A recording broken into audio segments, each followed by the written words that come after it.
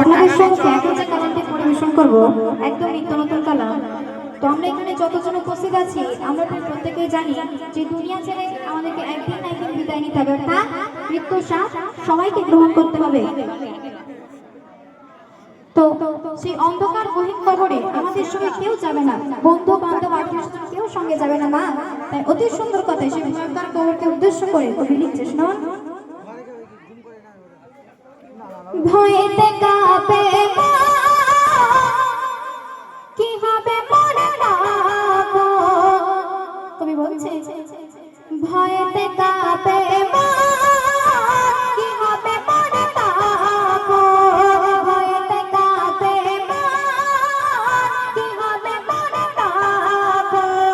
যে যে যাত্র চলে দুনিয়া ছেড়ে, যে যে যাত্র চলে দুনিয়া ছেড়ে, কেউ তো হবে না আপন, কেউ হবে না।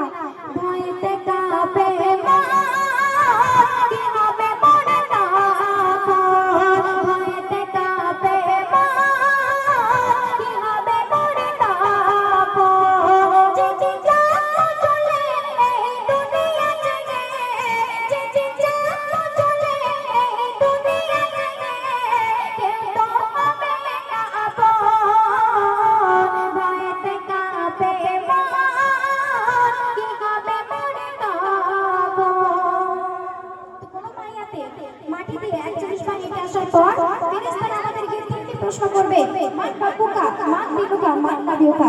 আর সেদিন যদি আমরা এই তিনটে প্রশ্নের উত্তর না দিতে পারি তাহলে এমন মার মারবে, এমন মার মারবে, সেই মারের কোনো ব্রেক থাকবে না। তাই আমাদেরকে চেষ্টা করতে হবে আমরা যেন আমল নিয়ে কবরের মাঝে হাজির হতে পারি। তাই এই দুনিয়ার বিষয় করে আমরা যেন অযথা সময় নষ্ট না করি। অতি সুন্দর কথা কবি হচ্ছে, শুনুন।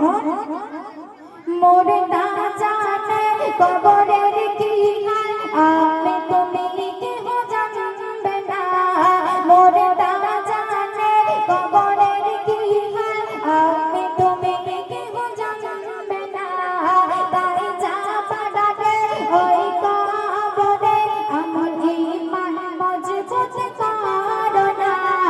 মায়া দুনিয়ার নেশায় বেশি পড়ে গো ভাই, মায়া দুনিয়ার নেশায় বেশি পড়ে গো ভাই, কাটিও না গো জীবন। ভয়েতে কাঁপে মন, কি হবে মনে রাখো।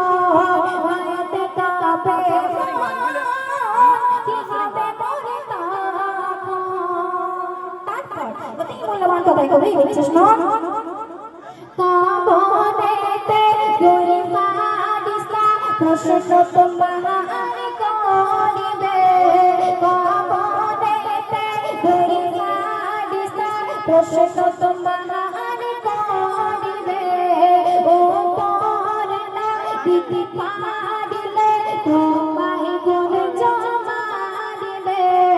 তাই থাকিতে সময় চলো নবীর তরিকায়, তাই থাকিতে সময় চলো নবীর তরিকায়, করো সেদিনকে স্মরণ। ভয়েতে কাঁপে মন, কি হবে মনে রাখো। ভয়েতে কাঁপে মন, কি হবে মনে রাখো। ওমা, এই দুনিয়াতে যদি কেউ হারিয়ে যায় তাকে অনেক সময় ফিরে পাওয়া যায়, কিন্তু কবর হলো এমন স্থান যেখানে একবার কেউ যায় কোনোদিনের পর আর ফিরে আসে না। অতি সুন্দর কথা শেষ স্থান দেখো বিজ্ঞানী, শুনুন। কবর